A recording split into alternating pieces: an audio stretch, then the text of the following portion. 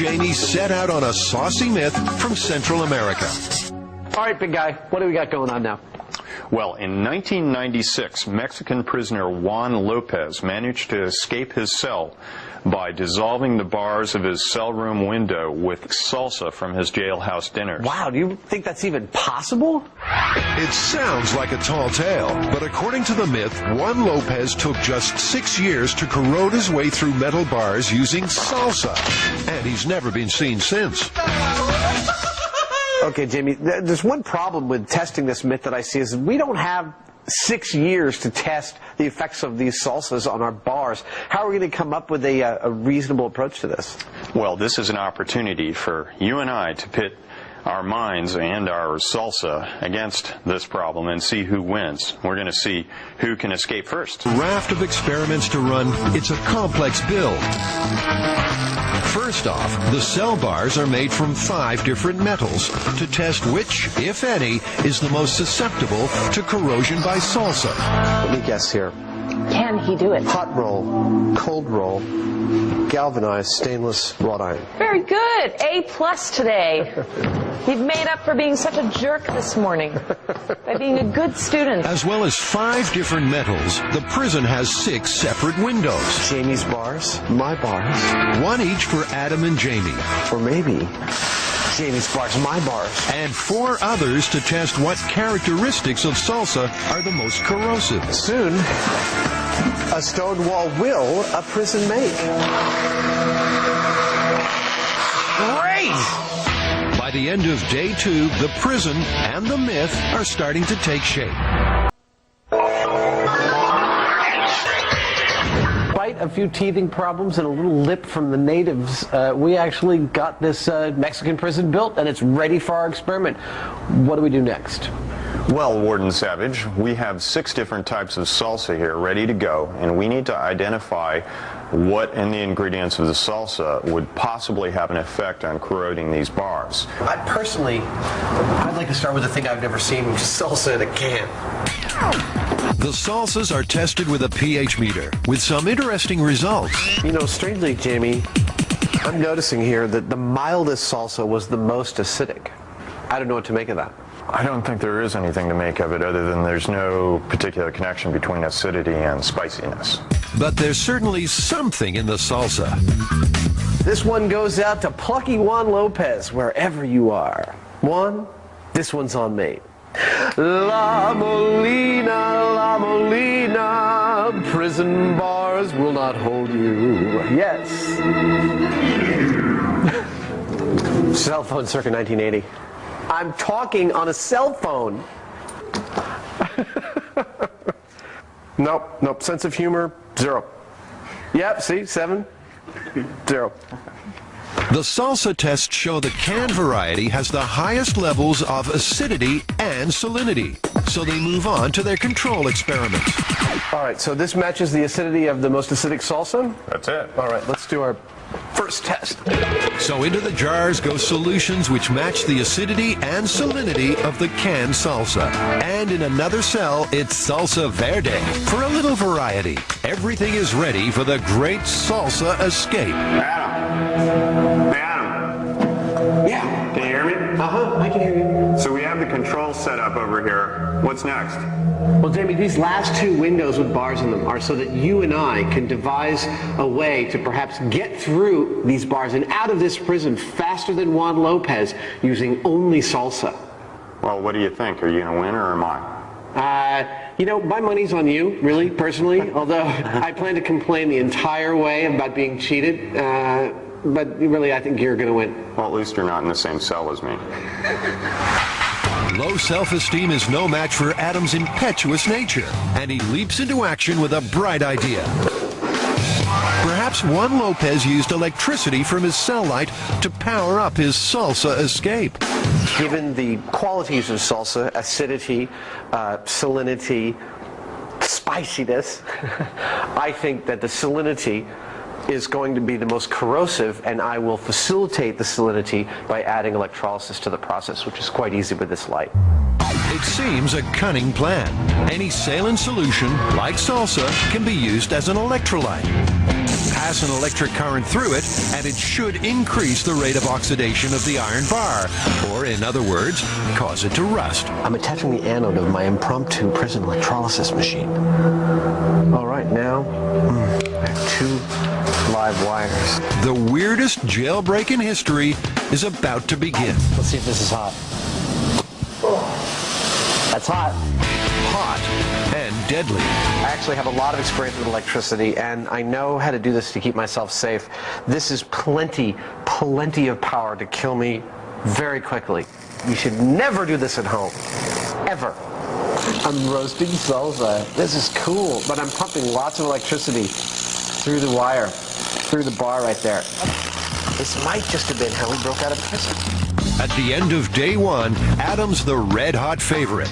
But it's a long road to freedom, and Jamie's a patient man. That keeps us safe. Back at the Mexican jailbreak, Adam's off to a flyer. Time for smoking.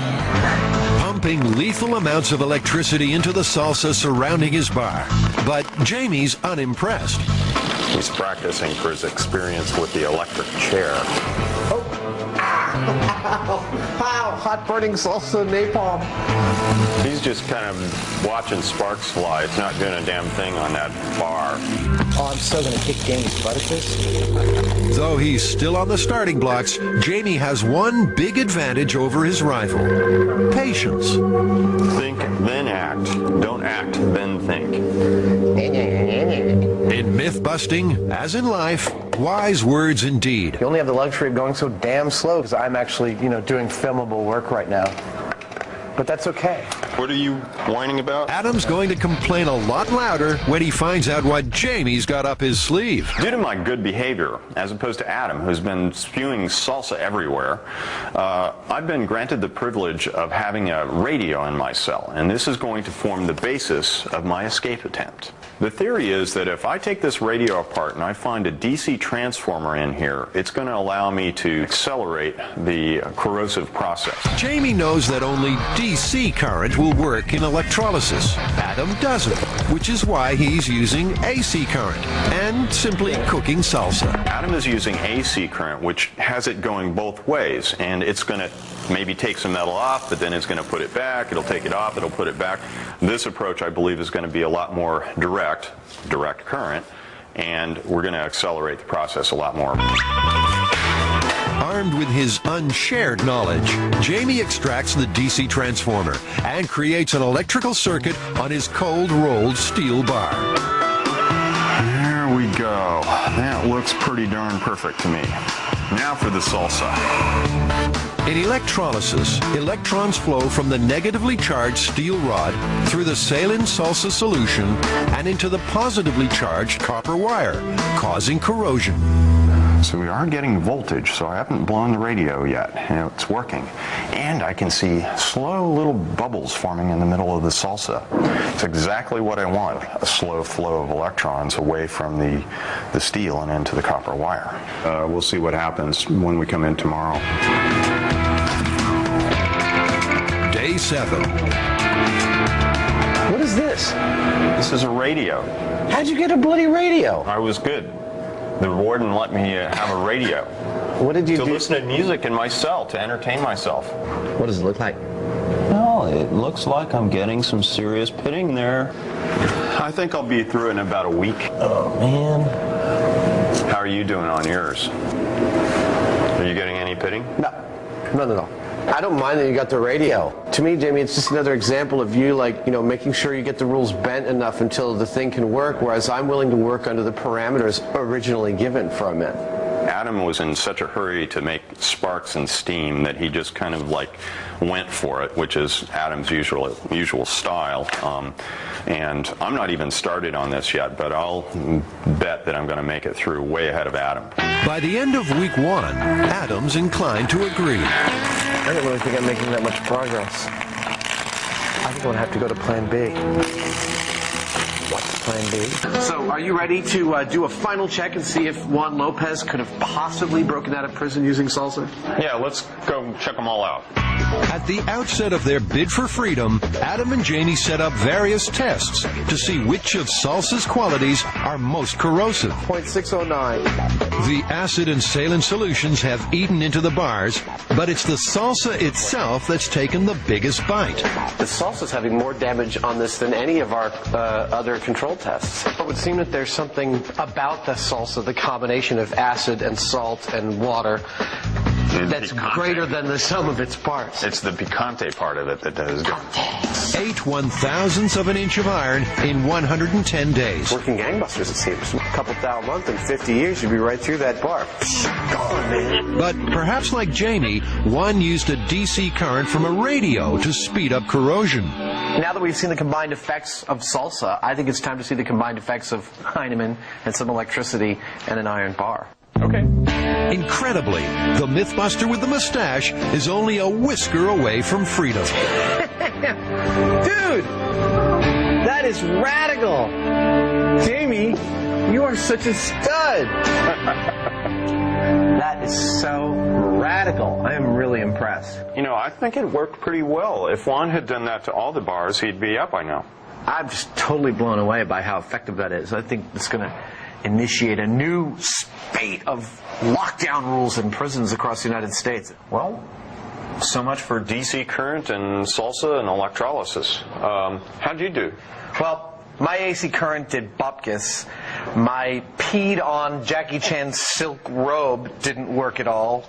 Until later. My handmade prison drill was the most frightening thing I've ever held in my hand. I have one last-ditch effort to try and get out, which is... And